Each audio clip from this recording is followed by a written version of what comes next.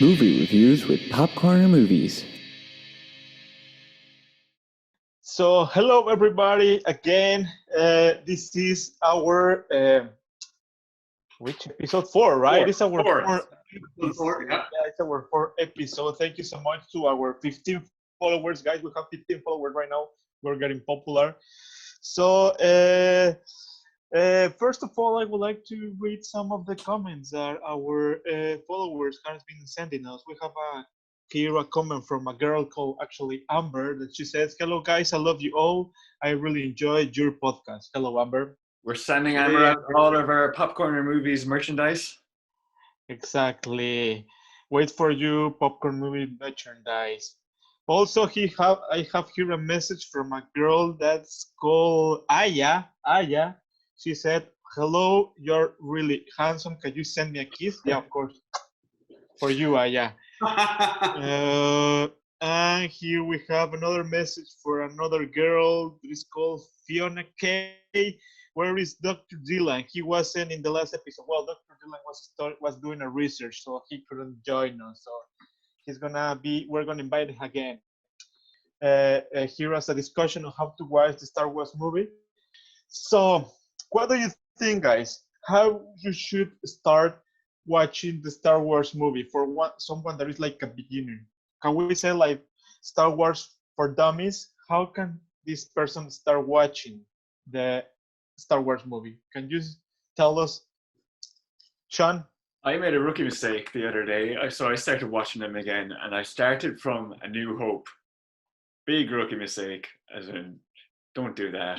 You start from the very start. So what do you think the very start one is? Daniel, idea? See, look, I would go and say that A New Hope is a good way to start it because then you're starting off with the best. You got to are start starting with the story. You start best, from, which is Solo, three. unfortunately. You start from Solo, and then you work your way up. We're not going to do that. We're not going to do that. We have to start off with context. And I think if we're going to go chronologically, I think it does make sense to go with the Phantom Menace because I think it allows you to see how the story develops over the three trilogies. So you get to see the beginning, the middle, and the end. I think it's quite good. But if you're looking for the most authentic experience of how fans for the last 3-4 decades have experienced this, start with 4, then go to 5, then go to 6, then go to 1, 2, 3, and then go to 7, 8, 9. That's the way to go. So if there is someone that is like a beginner that actually, for example, it's gonna start with Star Wars, Daniel, would you recommend that person to start with episode 4, 5, and 6? Yeah. Yeah, I just feel like starting with, like, if you're going hardcore for Star Wars, you really have to go for episode 4. Episode 4 is the most authentic Star Wars experience that you're going to get. This is what began the entire thing. 4, 5, and 6. That was really what it was. Before those, there was no 1, 2, and 3. There was no 7, 8, 9. This was what started it. And as well, you're looking at it, and you're starting off with a different quality of special effects. You're looking at the 80s right now. This is not the same quality that you have nowadays. It's not what you had back when Phantom Menace came out. So even if you're starting off with quality and then you're slowly seeing the increase in quality in audio visual, then I think it's worthwhile watching it in that way. I think it's easier to actually to explain the Star Wars to someone if you watch the movies chronologically, episode 1, 2, 3, 4, 5, and 6. Yeah, but I only start with 4 first to understand. But you know what I love about? I first watched, of course, 4, 5, and 6, and then I start watching 1, 2, 3 the way they were released. Is that you know what's gonna happen? You know what's gonna be how the story is gonna be developed, but you're still excited and to know what's gonna happen. It's like, for example, I don't know how to explain it. It's, for example, you're gonna watch a movie from the Second World War. You know who's the winners. You know what's gonna happen, but you still want to watch it and you enjoy it. So I don't know. It's like different. I think if you are like really, really, and that's my feeling, if you're really hardcore fan of Star Wars, or there is someone that is really interested to get in really, really this feeling of being a really huge fan, that person should start with 4, 5, 6, 1, 2, 3, and then whatever. I But think if there one is not, if she's not, if she or he is not a big fan, I think chronologically will be okay. That's my feeling. It makes more sense. Yeah, actually, something worth noting is that, and you touched a bit on it, Moises, and I grew up on Star Wars myself, and I experienced 4, 5, and 6 before 1, 2, and 3 came out, and so whenever 1 was coming out in the theaters, that's the Phantom Menace, and then the Attack of the Clones, and then after that we had the Revenge of the Sith, and so as each one of those were coming out, what I was doing was I was trying to piece together the puzzle pieces towards how is this going to like play out. I know what 4, 5, and 6 look like, but I didn't know what the world before that looks like. So it really added an intrigue for me, that I was just like, wow, this is so amazing. This is a wonderful, like I'm going in a different mindset here, and I'm approaching it not as a story, like kind of like filling in the gaps in the story. And I think that was really something that's noteworthy, because it's an experience that you can give somebody that is unique, and you won't get that in other stories, you know? I totally get that, but I was thinking, what could happen if someone suddenly watches that? I don't know, for example, not chronologically, sorry. As you said, 4, 5, and 6. How's gonna be their feeling about these special effects that you were saying? You know, because of course, if you watch 4, 5, and 6, you are trying to think that it's gonna be like better technology, or there are things that are gonna be better over there. But the reality is that we have to be sincere with this, that 1, 2, 3 has better technology rather than Yeah. 6. And to touch on that, actually, I will say that a lot of 80s movies last the test of time, in spite of their poor production quality and such. Think about Rocky and the budget that they had for that movie. And that movie, you can watch it today, and it's still as entertaining as it was now as it was back then. And so I think that there's a certain feel in that era of movies and how they presented movies and the story, that it's just you don't see it nowadays. And I think that it's worth noting that this really is something that, in spite of that, it just is phenomenal story. It's a phenomenal world, and you kind of get like sucked into it, you know? You wanted to say something, Sean? For the technology, I think that was the downside of the episode 1, 2, and 3. Really, like they tried to embrace technology way too much, and they neglected the storyline. So, like you have like say the hover cars floating through the city, and you have all these technological things, but the story was shite, and it was completely overshadowed by the technology. And then you go to watch 4, 5, and 6, and they were just perfect. Yeah, I think like we like, you're saying start with 1, 2, 3, but if you're starting on this like poor story, I think that it doesn't have that same lure, that same attraction that you're going to get. Goodness gracious, like for me, the worst Star Wars movie, and we're not looking at Solo because that was just a train wreck, but the worst movie that I'd seen in all of the 3 trilogies was Star Wars 2. You know, it was Attack of the Clones. I think that was just it was just not good. I didn't enjoy it. And so if you're starting off with Phantom Menace and then you go right into this terrible movie, you're not going to people are not going to want to get to Revenge of the Sith. And Revenge of the Sith is really good. Before you talk about that, also this discussion, right? Which trilogy is the best one?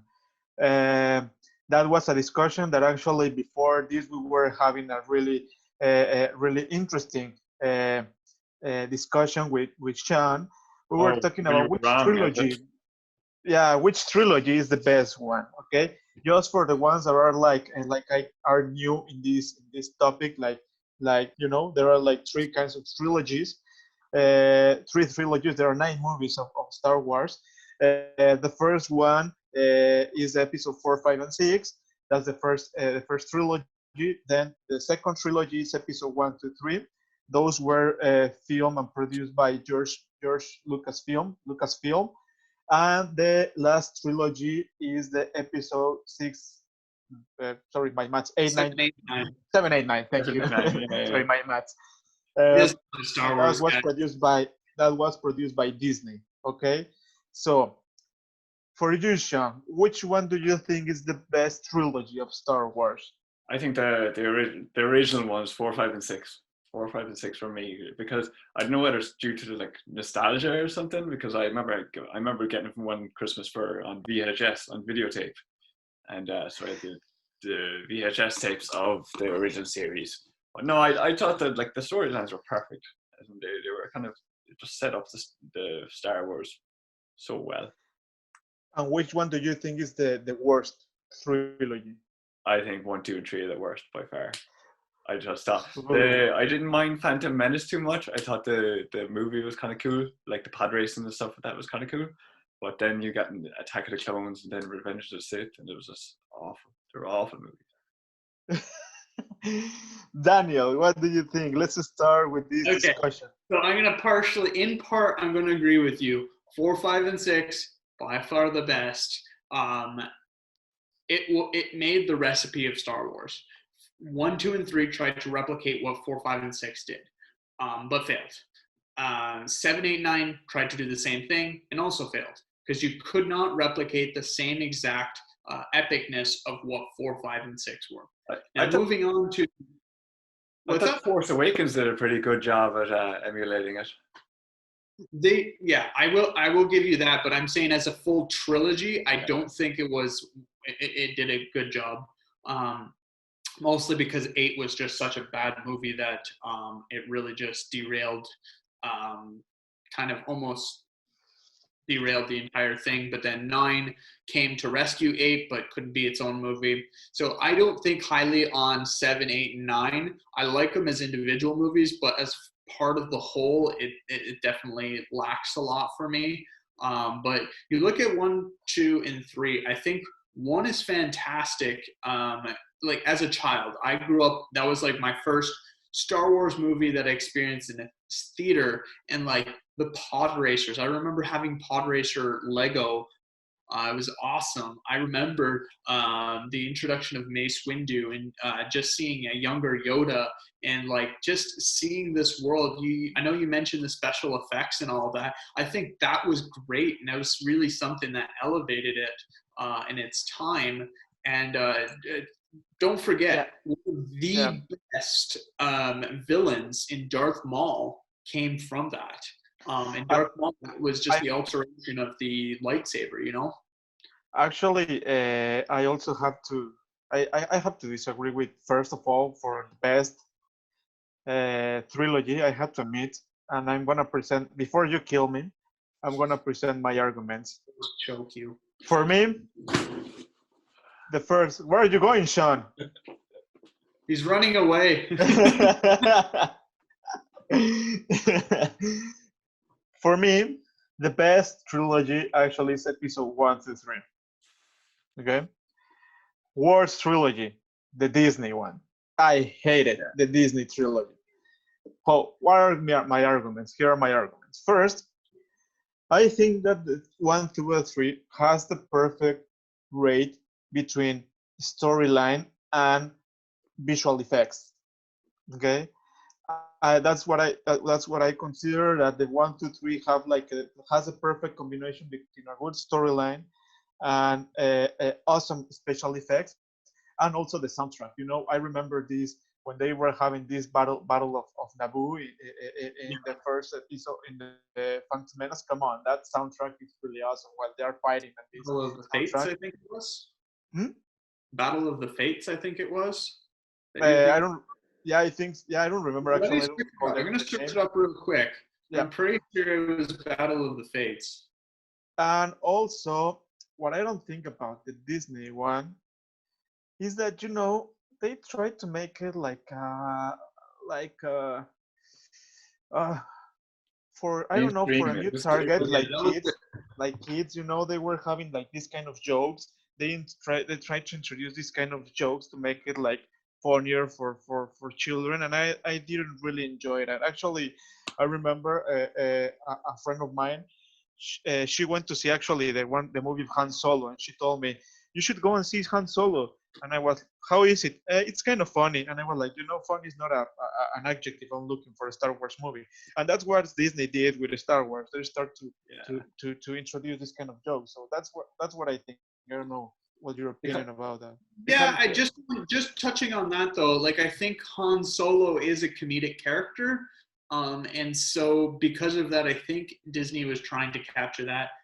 Failed because it was just a trash movie, but nonetheless, I think that it was still fun because I don't see that same comedicness in 7, 8, and 9 so much, but in Solo, I can see where they were coming from. Were you gonna say something, Sean? I can't remember. You'll not remember what you were about to say. Yeah, that's tough. Yeah. I mean, that's the only thing that I don't like, about these Disney movies, that they're like making jokes and stuff like that. And actually, if you remember, I don't know if you recall this, but actually, Mark Hamill made some comments that he wasn't really happy with the result of that final. Yeah, so 100%. because it lost the sense. It lost the sense of Star Wars. It kind of sold out a little bit. Like it kind of just became too mainstream. It was too popular in a sense, as in like they sold all the merchandise they bought into like Lego and all this, and well, Lego was money after that. A long time, I think it was more like some of the character creation in it was just for selling merchandise, and I think that was, that was unfortunate, but it makes sense. I know Disney is trying to make more money and really just get as much as they can. That's unfortunate, but I do think that overall, like, it was fine. I don't think they completely sold out of what Star Wars is. I think fans were. I think 9.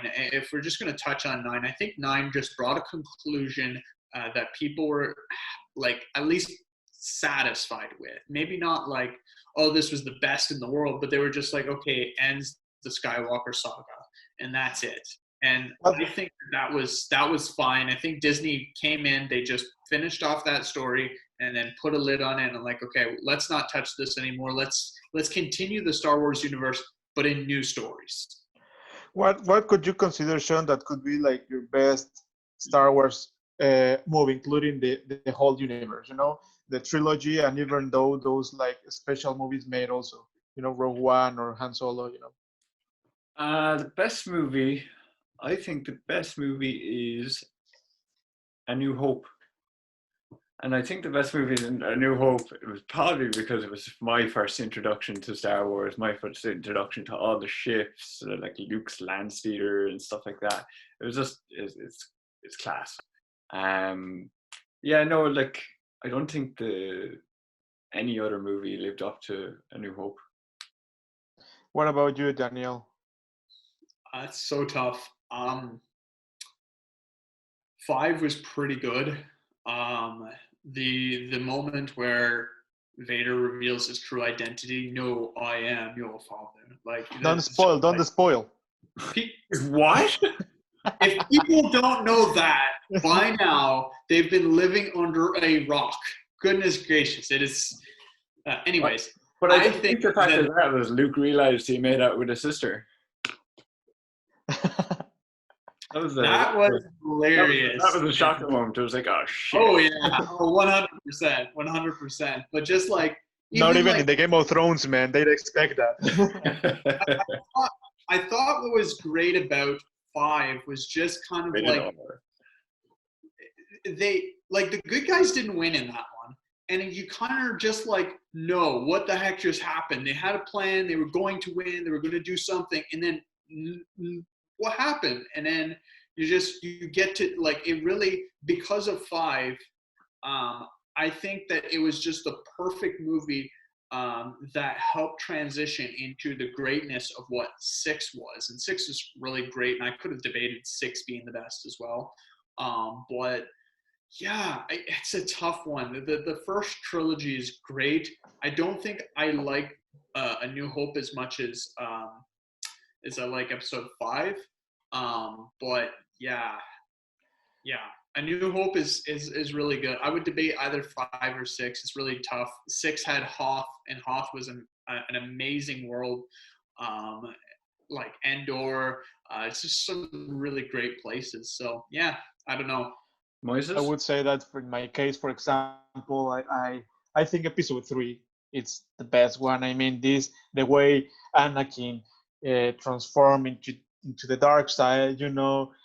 This is thing when he kills the young Padawans, man, these little kids that 5, 6, 7 years old. It's like, oh, That's messed up. it's crazy, man. You couldn't believe just that. Actually, I remember that I was watching the movie. Like, is he gonna kill them? He's gonna kill them. Hey, he killed the children. 5, 6, 7 young Jedi's. He killed them. Yeah. And actually, I have to admit that my second favorite movie, guys, is Rogue One. I really love that movie. Star Wars. Yeah. If you watch that, Rogue One, really awesome, man. If you want to know about Rogue One, it's like the episode 4. I really love that. I think the story is really good, and the end. I'm not gonna spoil, but the end, I was almost shedding a tear with that movie. I was like, here, man, I was feeling something over here. That I think that could be like my favorite movies. So yeah, I was just gonna say, I think you really brought up some interesting points about Episode 3, simply because like that movie was very, very, very dark, and you've seen that transition between Anakin to Darth Vader, and it was crazy. The one thing I'd say is the downside is Hayden Christensen's acting. I think, and it's commonly known, his acting is just atrocious. And I don't think I've seen him in a single movie ever since, and that's probably the reason why. But like, take that one aspect out of it, and you've got a near perfect movie. I thought it was great. well, we could be talking with these hours and hours. Unfortunately, we're running out of time. But I would like to conclude, guys. What should we recommend? I recommend watching it in chronological order, watching it from episode 1 all the way through. Okay. Daniel? You got to go 4, 5, 6, 1, 2, 3, 7, 8, 9, and it's simply because you want to experience experience that life. Start, man, stop it, man! You're messing me up in my thoughts. You want to re-experience that same thing of like, okay, you experienced 4, 5, and 6. All right, what is happening? How did they get to that point? So you're trying to get all these pieces together to try to kind of map out how did Anakin become Darth Vader. I will say 1, 2, 3, 4, 5, 6, 7, 8, 9. That will be the good way to go. So perfect. Time is over. I think we really have a really good discussion. We talk about one of the 2 main topics that fans discuss about Star Wars. So yeah, perfect. We got 5 new followers. 5 new How followers many? in that podcast. Awesome. Thank you so much. Thank you so much, guys. One of them commented, I love you guys. Yeah, also I heard a rumor that we're in an A2 on the grades on the podcast. A2, guys. We need another 2 more podcasts to reach the A1. Sounds good. Excellent. You can do it. We can do it. So, tell us what you think. Write your comments down here and give us a thumbs up and share if you like. And see ya on our next episode.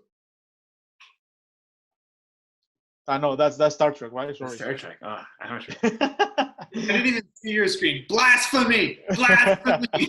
Get out of here. Bye. Bye.